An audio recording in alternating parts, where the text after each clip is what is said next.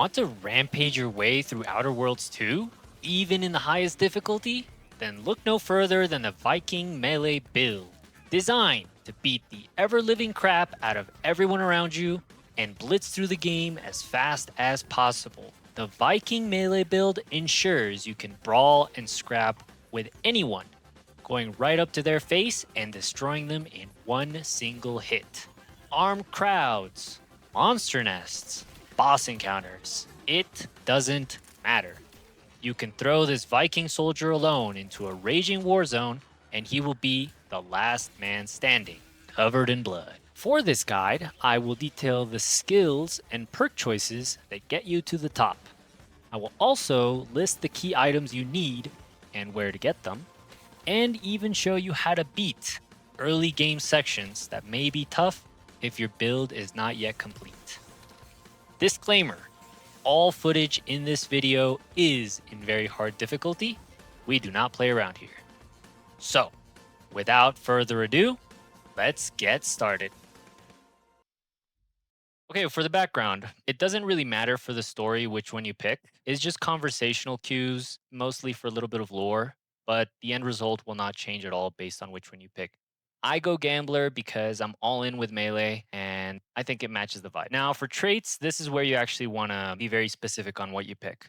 I choose Brilliant and Nimble. Nimble is necessary for the movement speed so that you can dodge bullets while you run in time dilation. And Brilliant is super important to get you to those perk breakpoints as fast as possible.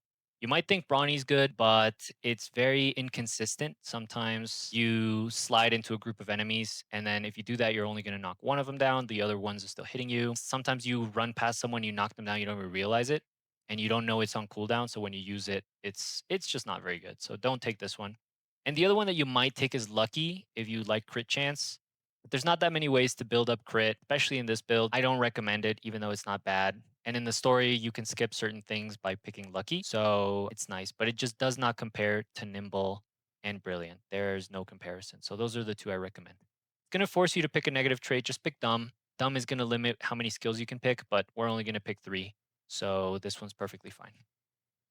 Okay, so we get to the exciting part, the skills. Now, the main perks that we're going to need are going to be inside of melee, observation, and science. And we're going to be maxing out melee and observation for sure. Science, we're only going to put a few points into. Now, the final skill that we're going to focus on will depend on if the game works properly or not. And what I mean by that is, at the time of recording, there is a perk called Tinkerer, which doesn't work properly for engineering. So we're using the second best option, which is under speech. But if Tinkerer is working properly, you can Google this at the time of your playthrough, then we're going to go for engineering and we're going to lock out speech. Okay. The ones with the locks are the ones we have to lock out due to the trait dumb that we took earlier. And like I said, engineering's broken, so we are not going to use it at all. Explosives, we're not going to use it all. Hack, we're not going to use it all. Leadership, we're not going to use it all. And sneak, we're actually not going to use at all. We're not going to take a single thing from sneak. The reason for this, if you want a good explanation, is because yes, you can sneak on some enemies, but when push comes to shove and there's chaos all over the screen, you just really need to be able to brawl, and sneak will not save you there. So you are just going to be dead in the water if you start maxing out sneak. We're just going to focus entirely on our brawler build. And then guns, there is one optional perk that we're going to take from guns. Just needs 1 point into guns, so I leave it open because I want to leave the option open if you want to take it. And same with lockpick. That is your skill selection.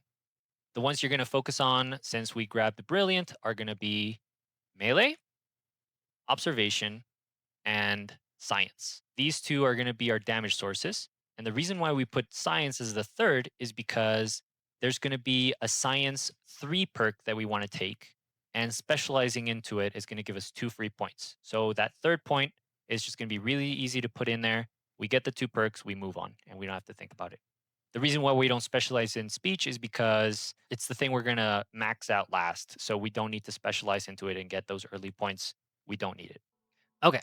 So let's talk about the perks, which is my favorite part because it is what makes this build a beast and the very, very best build that you could go for melee. It covers every situation, unlike other builds that cherry pick scenarios and footage. This one covers everything, and it's also the fastest. So I will explain why in a minute. So the two focuses for the perks are one, one shot everything, and two, don't get one shot. Okay. If you don't get one shot, then you can get all your health back very comfortably in time dilation and move on. The skills have to be leveled in a particular order. You want to make sure you get melee to level 10 for the perks, and then you want to go all in on observation. This is the big kahuna daddy of damage. You can see right there 300 weak spot. Um, Super easy to land weak spots in time dilation, and you also get better at it over time. This is going to far surpass anything else in terms of damage. After you've done with observation, you can go back to leveling melee to 20. And then finally, we're going to put all the rest of our points into speech for extra damage with a perk. We're going to put 1 point, I think, on level 6 for the science perk. Just put one and move on. But, you'll get there when you get there. So let's go through each of the perks and explain each one in order. So start with bullet shield. That's to not get one shot. Run and hitter, one shot. This one's really good, by the way, in time dilation. You just, run around in slow mo, bonk, kill someone. Run around a little bit more, bonk, dead. And I recommend it. Next, we go for psychopath, which is to help us get serial killer and get it early, so we start stacking health. And on top of being super fun, it makes it so we don't die. So it's to not get one shot. Then we move on to contingency screen so that we don't get one shot. This is where you put your 1 point into science. Then echoing blows for the one shot. Then we go to ninja so we don't get one shot. And then we go to a fantastic perk, tit for tat. This is why you want your 10 points in melee. This one right here makes it so that you get chunked out. All you got to do is slow mo and smack somebody in the face, and boom, you get your health back. And it synergizes really well with us stacking all this damage because it's a percent of the damage dealt. So if you deal more damage, you heal for more. So fantastic synergy right here. Makes fights super fun, and you can just kind of flow through them. These kinds of things make it so, these other builds they're going off screen to like avoid aggro and do all these dumb things, and they're just not showing you all that. This build, really, you brawl, you move on to the next fight, you move on to the next fight, you just keep going. It's very fun. Um, okay, let's keep going. So Shrug It Off is gonna make it so that every fight you get 50% of your HP back, and as soon as you move on to another camp of enemies, get all that HP back. Like I said, you just keep going, keep going, keep going. Makes the game flow really nicely and not awkward at all. Then you go on to Pitch Tossball Hacker, and this number 10 and 11 are optional. You can switch Slow More and Tossball Hacker. If you're having a little bit of trouble with the mechanics, haven't gotten them down yet, go for the Slow Mo Evasion. Evasion works on ranged attacks. And then if you feel comfortable, just go for the Tossball Hacker first for the one shot. Then Space Ranger is when you start maxing out your speech. You can see this will give us at 20 speech 50% extra damage for that beautiful one shot potential. And this is just about where your build is complete. So these next few perks are all, you're at end game at this point. You're killing everything. They don't make that much difference. You've gotten through most of the game, but we'll go through them anyways. So I grab Charlatan because it makes you get targeted less, and it sets up for Tall Tale Teller, which is actually pretty good because there are many enemies. You're so fast that and in slow motion, you get to them. There's 2, 3 people you kill before they even see you. So it's just for the damage. And then finally, I grab Trophy Hunter for the damage too. But because it's not consistent, I don't grab it earlier. And this is where you can pick, if you remember in the beginning where I said there was an optional gun perk, you can grab the Trick Shot so that your weapon weak spot kills ricochet, and that's pretty cool. I don't really particularly love it. That's why I just put it at the end, but it's an option if you want to have fun with that. And the other one you can grab is pickpocket. Not pickpocket. I'm gonna get through the keyhole, so that you can extend your weapon range if you happen to have spacing issues or any problem with your melee still, or if it's just something that you'd like to try. You just put 2 points into lockpick and grab it. But it's again, it's just an option. I don't particularly grab it myself, but it's there for you if you want to play around with it. Okay. These are the perks. So let's move on to the actual gameplay, showing you what to grab and what to build. Okay, so let me tell you where to get the gear real quick. It is absolutely busted and really, really easy to get. Um, I'm realizing I kind of look like a cowboy Elon Musk here for the first time, which is tragic, but we do what we can. So, anyways, the patient step is the armor. That's basically the core of our build. It's going to make it so we have permanent tactical time dilation. And I just put range damage resistance on it because I can just walk away in slow mo from any melee hits. The hat is nuts too. It doubles your damage basically every 6 seconds or so of combat. And all that damage just means more one shotting and double healing. So crazy, crazy synergy. Really like this hat. And then the hammer is the wham bam. Okay. Beast of a hammer does these shotgun bursts every time you smack someone in the face. Plus the 20% wind gust that we do. Plus, there's a combat grip for the pulse hammer, which you can get in the Anti's Choice spaceship from one of the vending machines when you get there, and put that on this bad boy to hit even harder, like 20% more damage for all that juicy, juicy one shotting. The location is as soon as you get to the second planet. So as soon as you get to Golden Ridge, you can go to the main town to buy the armor from the lady on the orderly commodities shop. She's like in the main building. The Wham Bam Hammer you can get from the Dunsany brothers bounty. They're in the Guardian Estates. Just kind of go up the ridge and kill them. And the hat, yeah, it's crazy how easy it is to get this. But the hat is in the refugee camp inside of a lockbox that you can then take to your ship and open. And that is it. You get to the very first new planet and you are kitted out for the rest of the game with the most busted uniques. So, moving on to the companions, they are incredibly simple. You take Valerie and Niles.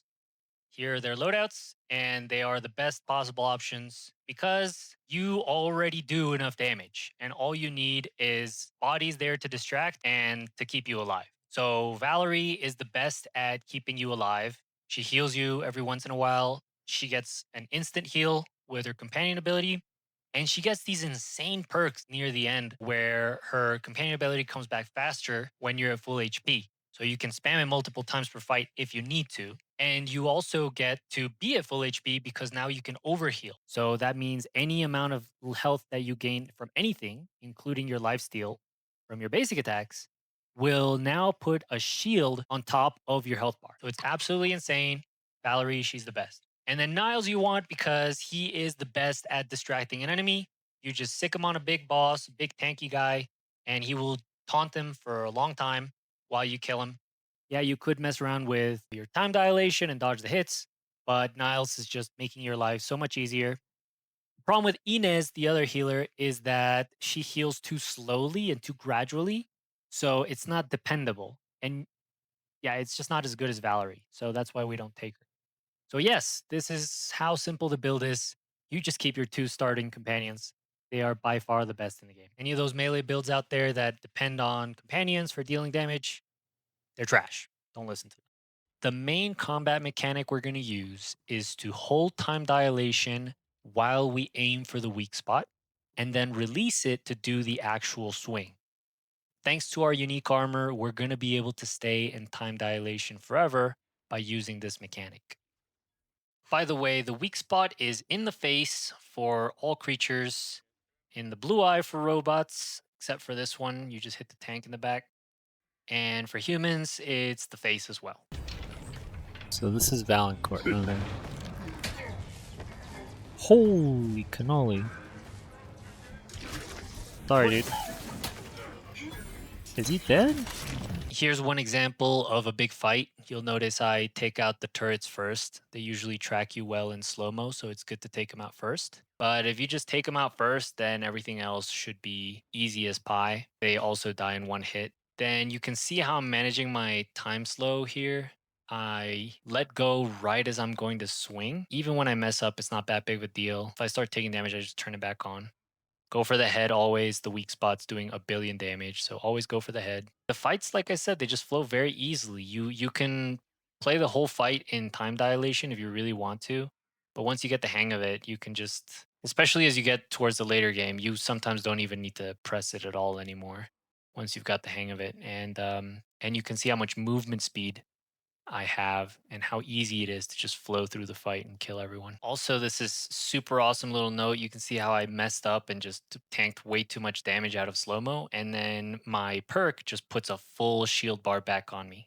Here's a sped up fight where everything goes totally wrong. I am barely level 10 and I don't have the best weapon yet. I miss all of my weak spot hits. You can see, even though it all goes wrong, in slow mo, you can just survive.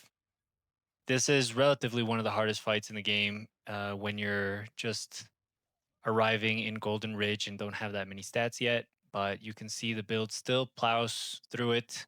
This was the first attempt, also. Um, Most of these things, if you kind of have the groove down, you can just, like I said, plow through the hardest sections on your first try. You can see even with the boss being super tanky, having a big gun, there's nothing he can do when I'm in slow mo. Here's a tip: move your camera while swinging to hit multiple enemies in a single swing. It's super easy to do in slow motion. Another cool combat mechanic is the drive by, where you take no damage because you just run past the enemy in slow mo and bonk him in the head. I'm going to be going through the actual gameplay and a playthrough of the game in very hard, showing you how to get past the most difficult parts. And if you want to see other tips, combat mechanics, just stick around and watch through the gameplay. Okay, so in the beginning, just let your teammates do all the work. They'll kill the enemies here. That's the easiest way. All around the very, very beginning, you can try to be stubborn and melee everything, but my recommendation is just grab a gun and get through it quickly. There's no real stat or anything to set melee apart at this point, and the best thing you can do is just rush through. Right here, you'll be given the choice to go left and sneak or go right and shoot. And if you want to sneak, it's very doable. I will show you how. But if you really just don't want to bother, you can lower the difficulty, grab a gun, and go right and get through it in 5 minutes. Sneak past these guys by hugging the wall to the left, distract this guy, and then sneak past these clowns through the bridge here. Then you're going to get to this idiot. What I did is just lie to him nonstop. He lowers the bridge with very few enemies, and you can actually simply run past all of them because the door closes behind you. Hug the wall to get past these guys, and you're done with the tutorial. First thing you're going to want to do is get yourself a weapon. The strongest and most easily available one is in Eden's Bounty Aggro Center. Just sneak up and grab it from the table. We're then going to grab the double jump boots. You are supposed to have engineering for this part, but you can actually parkour your way up through here and get them for free. The first few fights are going to be the hardest. I recommend doing very wise usage of the time dilation. You can be stubborn and use your melee weapon, but at this point, it's just faster to shoot. Just bonk them in the head and shoot them when they run. A mission is going to take you here, and this is where you get your shield. For those first fights, just play it safe, use your companions, and use time dilation to go in for the free damage. Getting to the final base is super easy. Just go through the left on the map here to skip the bridge entirely. At the base entrance, there's a secret passage on the rocks to the left, and you can just sneak past these dumbos. Now, if you did at least a couple quests, you should already be one-shotting people if you bonk them in the head. And this is a real pleasure because you can have fun taking out every single person in the base one by one. Sorry, bro. Bonk. You can even hide in this little cubby here and get a bunch of free kills. You can actually sneak past this really hard part, but I just chose to kill everyone. And for the boss, kill this guy, take this one out, and while you can fight him melee, it's simpler to just run him around in circles. By this point, we can fight. And just make sure to use your time dilation smartly, weave in and out of combat, and it gets really, really fun. Even without time dilation, you should be able to get kills off of your speed alone. Future first. Yeah. Also, remember that at this stage, your companions can still be useful, so just make sure to use them as much as possible. You can TP straight back to your ship if you want, and now it's time to gear up. This lady right here will sell you the time dilation armor, and this guy in Free Market Station will sell you a sick pulse hammer to get you going. Wait a minute. We're level 8 now? Okay, now I can get serial killer, and go ahead and kill everyone. That's wild. From this point in the game, it's hunting season, and every person you kill is going to make you get stronger. Just make sure that no one's watching when you kill innocents, and also don't kill these big guys or important guys because they'll get you into trouble. If doing this hurts your lore or your emotions or whatever, then maybe go look at the guide where the bloodthirsty Viking berserker picks flowers instead. Boosh! 5 XP. Ooh, anger mismanagement. Oh, and make sure to pick this flaw up when it shows up. It's good for your bones.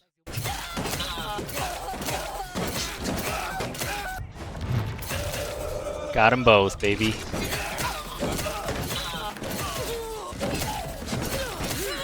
It's okay, it's alright. Enemy near. At this point, you should have so much health you're not going to get one-shot by anything, and you get so good at doing this that you can do stylish double and triple kills, and basically clear out whole planets without anyone batting an eye. The rest of the game is basically autopilot. You just use what you've learned, apply the perks that I've taught you, get to the end of the game, do any missions or quests that your heart desires at Mach speed. Y'all need to give us some space. I'm so Don't fast. mind me. Help me. And that's it. I hope you enjoyed the guide. If you made it all the way to the end, let me know what you liked in the comments. My goal is to put out the best possible guides out there, so let me know what you think. I really value your opinion. And if there's a game you want me to play, put it in the comments. I'll definitely consider it. See you around.